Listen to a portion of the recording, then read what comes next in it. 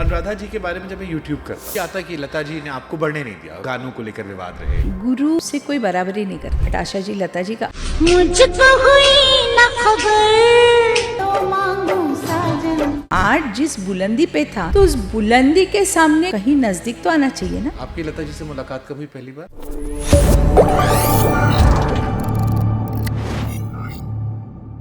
गाने का मुझे बहुत शौक था और मैंने खुद को ट्रेन किया लता जी की भगवत गीता पे। Every day I used to come, I used to sit and 3-4 बार मैं कंटिन्यूअस भगवत गीता गाती थी जो उनकी रिकॉर्ड थी। तो उस वजह से संस्कृत पे या शब्दों के या सुरों के ठहराव पे मुझे उससे बहुत हेल्प मिली। तो हम ये कह सकते हैं कि आप द्रोणाचार्य और नहीं, आप एकलव्य हो गई, वो द्रोणाचार्य। इतना सब कुछ मैं नहीं बोलती हूँ, बट यस मैं मतलब मैं उन्हें अपनी गुरु मानती हूँ। मैंने एकलव्य इसलिए कहा कि एकलव्य ने भी देख कर ही सीखा था, जी, एक दिमाग जी, में रखकर जी। सीखा था, डायरेक्ट ट्रेनिंग नहीं मिली थी उनसे। आपने भी कहा कि लता जी को मैंने सुना, जी। सुनकर उनसे सीख लिया मैंने। अब अनुराधा जी के बारे में जब मैं यूट्यूब करता हूँ, मतलब मैंने हर बार देखा कि आप लता जी को बहुत रिस्पेक्ट करती हैं। जी। हर पॉडकास्ट में आपने कहा कि मैं लता जी मेरी गुरु हैं, उनसे मैंने सीखा, उनसे मैंने सुर बेहतर किए। जी। तब जब लोग ये सब बातें करते हैं कि लता जी ने आपको बढ़ने नहीं दिया या गानों को लेकर विवाद रहे, इन विवादों को कैसे फिर आप देखती हैं? क्योंकि एक तरफ आपने उन्हें गुरु का स्थान दिया। देखिए, पहले तो मैं ये मानती हूँ कि गुरु से कोई बराबरी नहीं करता। किसी भी फील्ड में गुरु से बराबरी नहीं की जाती है। गुरु को फॉलो किया जाता है। Guru is somebody to be revered, उनकी पूजा की जाती है। तो मैंने उनसे जो जितना मैं ले सकी उतना मैंने लेने की कोशिश की। So she is always rewarded. Okay. Secondly, जिन लोगों को सी कॉमन एक सोच होती है, कॉमन साइकी होती है लोगों की कि टू कंपेयर, फिर वो मतलब सत्सद विवेक बुद्धि वो नहीं यूज़ करते। तो it's very easy for them to say कि नहीं, इन्होंने इनको बढ़ने नहीं दिया। ओके। हाँ, ये आता कि लता जी ने आपको बढ़ने नहीं दिया, शुरू में आपको बहुत रोक लिया था।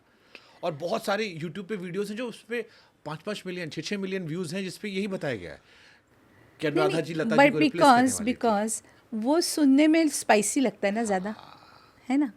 और अगर वो करती भी, उन्होंने नहीं किया, लेकिन अगर वो करती भी तो मोर देन ह्यूमन नेचर ने, मोर देन उनका आर्ट, मतलब जिस बुलंदी का उनका आर्ट, आशा जी लता जी का आर्ट जिस बुलंदी पे था, तो उस बुलंदी के सामने कई लोग मतलब कहीं नज़दीक तो आना चाहिए ना, इज़न्ट इट? True.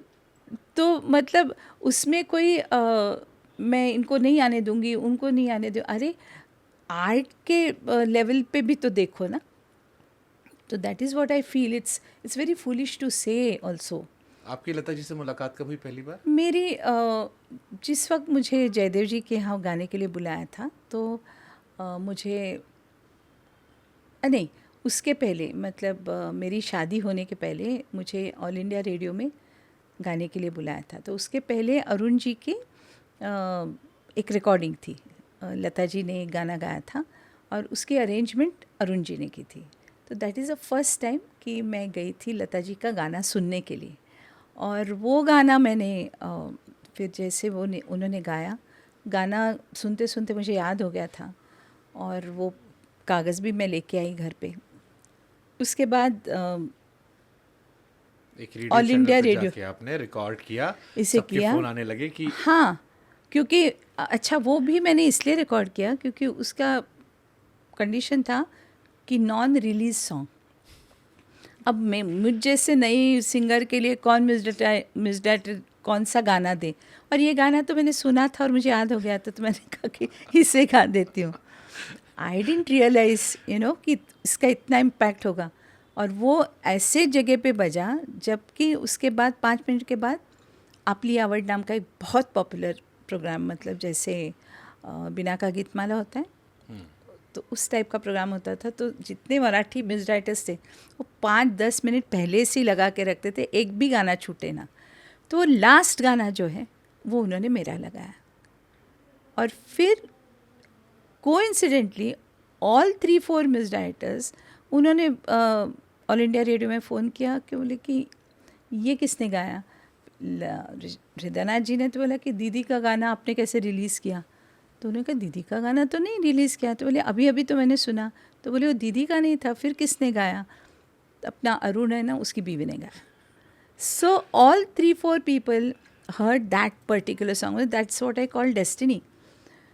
तो फिर by that time I was married. तो फिर मेरे पास फ़ोन आया और पूछा मुझे, लक्ष्मी जी का फ़ोन आया की तुमचं गाणं ऐकलं आणि we would like to launch you. तो मैंने कहा नहीं लक्ष्मी जी, मैंने ऐसे मजाक मजाक में गा दिया था, I am not serious about, मुझे फिल्म इंडस्ट्री का कोई शौक़ नहीं है और मैंने ऐसे मजाक में गा दिया था, वो तो बच्चों का प्रोग्राम था ना, तो उसमें गा दिया। तो he must also be Pothing थोड़े से अचंबा हुआ होगा। तो देन ही सेड कि कोई बात नहीं, whenever you want to sing in films we would like to launch you. And then happened hero, तू मेरा नहीं नहीं, दैट वाज ऑलमोस्ट 12 years बाद। उसके बाद फिर क्या हुआ, immediately like within a week और सो अभिमान फिल्म बन रही थी, तो उसका बैकग्राउंड चल रहा था। तो उसमें एक श्लोक था जहाँ पे अमिताभ जी उनका गाना सुनते हैं, जय जी का, इन अ शिव मंदिर। अभिमान। हाँ, और फिर वो उनके पीछे जाते, कुछ स्टोरी में था। तो बरबंदा को गाना एक चाहिए था, मतलब स्तुति, शिव स्तुति चाहिए थी, but he didn't know Sanskrit. तो उन्होंने कहा अरुण ज़रा अपनी मदर से श्लोक लेके आना, उसको थोड़ा सा ट्यून कर देना। That was suppose to be sung by Lata ji. और मैं उनके खाने की तैयारी कर रही थी, बिकॉज डब्बा लेके जाना, खाना खा के जाते थे। तो मैं लिटरली रोटी बेलते बेलते अरुण जी ने कहा कि अनु ज़रा इधर आओ, मुझे ज़रा ये रिकॉर्ड करके बताओ, मैंने अभी ट्यून किया है कि इससे रिकॉर्ड करना है, लता जी गाने वाली।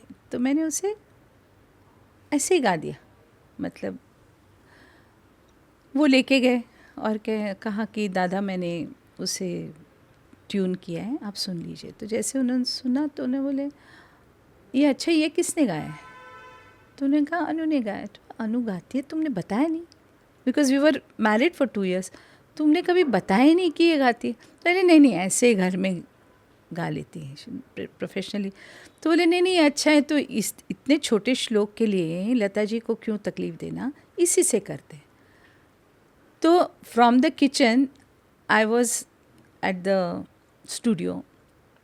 जैसे पता चला लोगों, it was a very small दुनिया उस वक्त थी ना, जैसे लोगों को पता चला कि अरे अरुण की बीवी गा रही है, तो नेक्स्ट डे ही जयदेव जी ने बुलाया, थर्ड डे फिर लक्ष्मी जी ने बुलाया, फिर कल्याण जी बहन ने। That's how it just started. तो आपने बाद में अरुण जी से कहा नहीं, घर की मुर्गी दाल बराबर? नहीं नहीं, मैं 2 साल से रोटियां बना, सबको आवाज़ें अच्छी लग रही थी मेरी, आप लाइक किचन में ही तुम नहीं नहीं नहीं, अरुण जी ही वॉज वेरी स्ट्रिक्ट, क्योंकि वो बजाते भी थे लता जी, आशा जी के साथ, सुमनताई के साथ। तो ही वॉज वेरी पर्टिकुलर कि नहीं, अगर तुमने गाना सीखा नहीं है तो मैं तुम्हें खड़ा भी नहीं कर सकता। But he was such a professionalist, तो he was very strict about that. पर डेस्टिनी कहते हैं ना, तो अगर God's plan. क्या मतलब मना करने को भी नहीं टाइम मिला, ऐसे literally 2-3 second day, third day, fourth day, ऐसे। आपकी लाइफ लता जी के बहुत आसपास रहती रही है हमेशा। अरुण जैसे उनके गाने अरेंज कर रहे थे, आपने बताया ये श्लोक लता जी का था।